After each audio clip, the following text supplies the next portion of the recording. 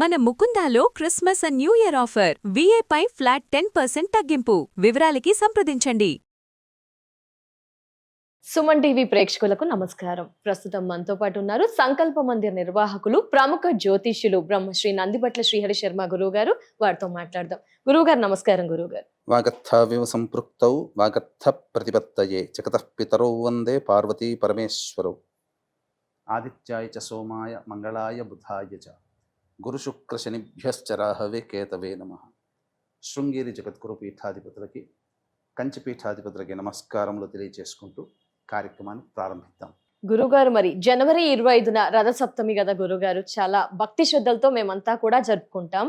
ముఖ్యంగా స్త్రీల విషయానికి వచ్చేసరికి వారు ఏమనుకుంటారంటే వారి భర్త వచ్చేసి చాలా బాగుండాలి అనుకుంటారు. పిల్లల విషయంలో కూడా ఇంకా మంచి ఆరోగ్యం, చదువు పరంగా కూడా బాగుండాలి అనుకుంటారు. అలాగే రథసప్తమి అనగానే స్నానానికి కూడా ఒక ప్రత్యేకత ఉంటుంది కదా గురువు గారు, మరి ఏంటి ఆ స్నానం పూర్తి వివరణ తెలియజేస్తారా గురువు గారు? రథసప్తమి మాఘ శుక్ల సప్తమి తిథి రోజున జరుపుకునేటువంటి పండుగ. ఈసారి విశేషంగా భానుసప్తమి, రథసప్తమి ఒకటే రావడం చాలా గొప్పదైనటువంటిది. కాబట్టి ఈ రోజున అందరూ కూడా వీక్షించేటువంటి సుమన్ టీవీ ప్రేక్షకులు అందరూ కూడా చక్కగా సప్తమి వ్రతాన్ని ఆచరించండి. ఈ సప్తమి వ్రతము అనగానే మొట్టమొదటిగా మనకు గుర్తొచ్చేటువంటిది స్నానం. ప్రధానంగా స్నానమే, తదనంతరం చేయాల్సినటువంటి వ్రత విధానం. స్నానము అనేటువంటిది ప్రత్యేకంగా చెప్పబడి ఉందమ్మా. అంటే ఈ సప్తమి వ్రతాన్ని ఆచరించడానికి ముందు రోజు షష్ఠి తిథి రోజున మనం దీనికి సమాయత్తం అవ్వాలి. షష్ఠి తిథి రోజున దేవాలయానికి చేరుకొని, శివుడి యొక్క దేవాలయానికి చేరుకొని నమస్కారం చేసుకొని సప్తమి వ్రతాన్ని ఆచరిస్తున్నాను, నాకు శక్తిని ప్రసాదించు పరమేశ్వర అని చెప్పి వేడుకొని ఆ నవగ్రహాల్లో ఉన్నటువంటి సూర్య భగవానికి మనస్ఫూర్తిగా నమస్కారం చేసుకొని ఇంటికి వచ్చి షష్ఠి తిథి రోజున ప్రధానంగా రావాలి. అది ప్రదోష కాలంలో చేయాలి. కానీ షష్ఠి తిథి రోజునే ప్రధానంగా స్నానం ఆచరించిన తర్వాత దీనికి సమాయత్తం అవుతున్నాము అనే ఉద్దేశంతో నువ్వులను బాగా దచ్చితే పిండి అవుతుంది, దాన్ని ఒంటికి రాసుకోవాలి స్నానం ఆచరించిన తర్వాత. ఇది తదనంతరం దేవాలయానికి చెప్పిన విధంగా వెళ్ళాలి. సూర్యోదయాత్ పూర్వమే, అంటే ఉదాహరణకి ఇంచుమించు 4:30 నుంచి 6 లోపల మనం స్నానం ఆచరించాలి. అయితే ఈ స్నానం ఆచరించే విధానంలో రాగి బిందె తీసుకోవాలి, లేదా మామూలుగా ఏదైనా కానీ స్టీల్ బిందె, ఇత్తడి బిందె అయినా తీసుకోవచ్చు. దొరికితే రాగి బిందె శ్రేష్టం, లేకపోతే కుండనైనా, ఎర్రటి కుండనైనా శ్రేష్టం. అందులో చక్కటి శుద్ధమైన నీరు వేసి అందులో కుంకుమ పువ్వు, తర్వాత మణిశిల, మనకు పచారి షాపులో దొరుకుతుంది, ఇలాచి, అలాగే దేవదారు, అలాగే వట్టివేళ్ళు, ఎస్టి మధుకము, ఎర్ర పుష్పాలు, ఎర్ర గన్నేరు పువ్వులు, ఈ వస్తువులన్నీ కూడా, రక్త చందనం, ఎర్ర చందనం, ఇవన్నీ కూడా ఆ నీటిలో వేసి కొద్దిగా కాచాలి, గోరువెచ్చగా కాచాలి. ఆ యొక్క ఉన్నటువంటి పదార్థంలో ఉన్న రసమంతా అందులో తీరుతుంది. వేడిగా కాచిన తర్వాత ఆ నీటితో స్నానం ఆచరించాలి. స్నానం ఆచరించేటప్పుడు మనస్సులో నమస్తే రుద్రరూపాయ రసానాం పతయే నమః, అరుణాయ నమస్తేస్తు హరిదశ్వ నమోస్తుతే అని మనస్సులో, లేదా ఓ సూర్య భగవానుడా, నీ అనుగ్రహం కోసం రసాయనాలు కలిసినటువంటి నీటితో నేను స్నానం ఆచరిస్తున్నాను, నాకున్నటువంటి సమస్త దోషాలు తొలగిపోవాలి, గత 7 జన్మలలో చేసినటువంటి పాపములన్నీ కూడా తొలగిపోవాలి, నీ అనుగ్రహం కావాలి అనే ఉద్దేశంతో ఆ విధంగా స్నానం ఆచరించిన తర్వాత చక్కటి పొడి బట్టలు కట్టుకొని సూర్యుడు ఉదయిస్తున్నటువంటి సూర్యుడికి ఎదురుగా నమస్కారం చేసుకో. నమస్కారం చేసేటప్పుడు సప్త సప్తివహ ప్రీత సప్తలోక ప్రదీపన సప్తమి సహితో దేవ గృహాణార్ఘ్యం దివాకర, లేదా 7 అశ్వములతో కూడినటువంటి ఏకచక్ర రథముతో ఉన్నటువంటి ఓ సూర్య భగవాన, నీకు నమస్కారం చేస్తున్నాను, సప్తమి తిథి రోజున నీ అనుగ్రహం నాకు కావాలి అనే భావన పెట్టుకొని నమస్కారం చేసుకొని రాగి పాత్రలో కుంకుమ పువ్వు, రక్త చందనం, ఎర్రటి కుంకుమ, ఎర్రటి అక్షితలు చేతిలో వేసుకొని సూర్యుడికి ఎదురుగా తర్పణాలు వదలాలి. ఆ నీటిని కలిపి రాగి పాత్రలో వదలాలి. ఆడవారు మగవారు అందరు చేయాలి. ఇది స్నానం ఆచరించే విధానం. ఇక దీనికి సంబంధించినటువంటి ప్రధానముగా స్త్రీలు తమ యొక్క సౌభాగ్యం చక్కగా ఉండాలి, నిండు నూరేళ్ళు కలిసి ఆనందంగా ఎక్కువ సంవత్సరాలు దాంపత్య జీవితం గడపాలి.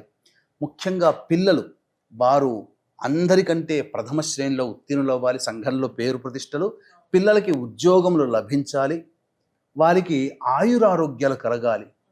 ఇది అన్నిటికంటే ప్రధానంగా ధనము సముపార్జన చేయాలి. ఈ తిథి రోజున చేసినటువంటి స్త్రీలు చెప్పినటువంటి ఈ పూజ ఏదైతే ఇప్పుడు మనం చెప్పబోతున్నామో అది ఆచరించినటువంటి స్త్రీలలో మళ్ళీ వచ్చే సంవత్సరం రథసప్తమి వరకు కూడా వాళ్ళ కోరికలు అన్నీ కూడా నెరవేరుతాయి, ధనానికి లోటు లేదు, అక్షయం అవుతుంది, సంపద అక్షయం అని చెప్పవచ్చు. ఇది నేను చెప్పిన మాట కాదమ్మా, సాక్షాత్తు ఆ శ్రీకృష్ణ భగవానుల వారు ద్రౌపదీదేవి ధర్మరాజులకు ఉపదేశించినటువంటి కారణం. ఈ యొక్క వ్రతాన్ని చెప్పినటువంటి విధంగా ఆచరించారు కాబట్టే సూర్య భగవానుడు మెచ్చి వారికి అక్షయ పాత్రనిచ్చాడు. కాబట్టే వారు వనవాసంలో ఎక్కడికి పోయినా అరణ్యంలోనైనా ఇబ్బంది పడకుండా వాళ్ళకి భోజన తాంబూలాదులకి ఎటువంటి ఇబ్బందులు లేదు. ఎంతమంది అతిథులు వచ్చినా వారు భోజనాన్ని పెట్టగలిగారు. ఈ సూర్య భగవాన్ యొక్క అనుగ్రహం పొందినటువంటి సత్రాజిత్తు ముఖ్యంగా రోజుకి 100 బారుల బంగారాన్ని ఇచ్చేటువంటి శమంతక మణిని పొందగలిగాడు. అంటే దీని అర్థం ఏంటి? ఆయుష్ ఆరోగ్యముతో పాటుగా సంపద కూడా కలుగుతుంది, ఆర్థిక బాధలు తొలగిపోతాయి అని సుస్పష్టం.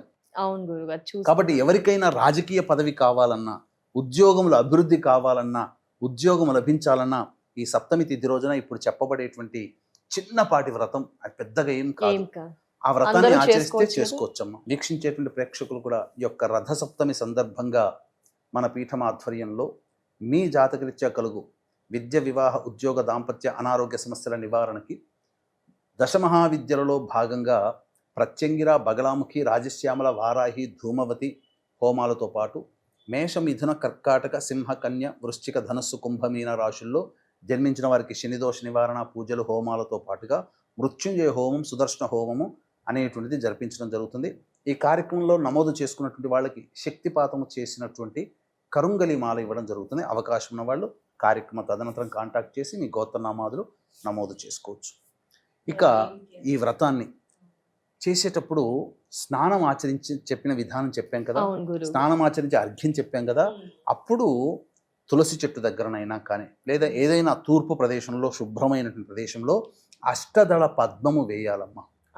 అష్టదళ పద్మం వేసి అందులో రాగి చెంబు, ఆ రాగి చెంబులో నీరు, అందులో కుంకుమ పువ్వు, ఎర్రచందనం, అలాగే కొద్దిగా కుంకుమ, అలాగే ఎర్రటి పుష్పాలు, గన్నేరు పుష్పాలు వేసి కలశము పెట్టి, మామిడాకులు కలశము పెట్టి చక్కగా అలంకరణ చేసి ఆ యొక్క కలశము, ఆ యొక్క కొబ్బరి కాయ మధ్యలో శివపార్వతుల యొక్క చిత్రబింబము వెండి రూపులో దొరుకుతుంది. పెద్ద కష్టపడాల్సిన అవసరం లేదు, వెండి రూపులో దొరుకుతుంది. అష్టదళ పద్మం వేసి ఆ విధంగా కలశాన్ని శివపార్వతుల ప్రతిమతో సహా అక్కడ పెట్టి అప్పుడు ఆ కలశాన్ని పంచోపచార విధానంగా పూజ చేసి, గణపతి అనుజ్ఞ తీసుకుని పంచోపచార విధానంగా పూజ చేసి శివ సహస్రనామము, అలాగే గౌరీ సహస్రనామం లేదా దుర్గా సహస్రనామము, సూర్య సహస్రనామము పారాయణం చేసి రాగి పాత్రలో ఆ 2 నాగవల్లి అంటే తమలపాకులు పెట్టి వాటి మీద కొన్ని ఎర్రటి అక్షతలు వేసి దాని మీద మనం పూజ చేసినటువంటి శివపార్వతుల చిత్రపటం చిన్నది ఉంటుంది కదమ్మా, దాన్ని పెట్టి రాగి పాత్ర నిండుగా చక్కగా బియ్యము పోసి దాని మీద ఈ సంబంధించినటువంటి నాగవల్లి తమలపాకులు, ఎర్రటి అక్షతలు, ఆ యొక్క ప్రతిమ, 2 ఫలములు, అందులో దాంతోపాటుగా బ్రాహ్మడికి దక్షిణగా ఇచ్చి అప్పుడు ఎర్రటి వస్త్రము, ఈ సంబంధించినటువంటి రాగి పాత్రతో నిండి బియ్యముతో నిండినటువంటి రాగి పాత్ర, ఆ స్వామి వారి పార్వతీ పరమేశ్వర రూపు, ఇవన్నీ బ్రాహ్మణుడికి 11 గంటల 34 నిమిషాల లోపల దానం చేయాలమ్మా. ఎందుకంటే రేవతి నక్షత్రం అప్పటి వరకే ఉంది. సో 11 గంటల 34 ఈ విధంగా ఎవరైతే దానం ఆచరిస్తారో వాళ్ళ ఇంట్లో సంపదకి లోటంటూ ఉండదు, ఎప్పుడు సంపద వర్ధిల్లుతూ ఉంటుంది, పిల్లలు ఆరోగ్యంగా ఉంటారు, సౌభాగ్యం చక్కగా ఉంటుంది. 1, 2 అన్ని రకాలైనటువంటి యోగాలు ఈ రథసప్తమి రోజున మనకు కలుగుతాయి. అలాగే మనం ఆచరించిన తర్వాత చక్కగా నైవేద్యం పెట్టాలి కదమ్మా. నైవేద్యంగా బెల్లం పాయసాన్ని నైవేద్యంగా పెట్టి, చిక్కుడు ఆకులలో నైవేద్యం పెట్టి ఒకసారి సూర్య భగవానికి రాగి పాత్రలో పెట్టినటువంటి చిక్కుడు ఆకులో పెట్టినటువంటి బెల్లం పాయసం సూర్య భగవానికి నివేదన చేసి ఇంట్లోని సభ్యులందరూ కనుక భుజించినట్లయితే తప్పకుండా అపారమైనటువంటి శివానుగ్రహం కలుగుతుందని చెప్పవచ్చు.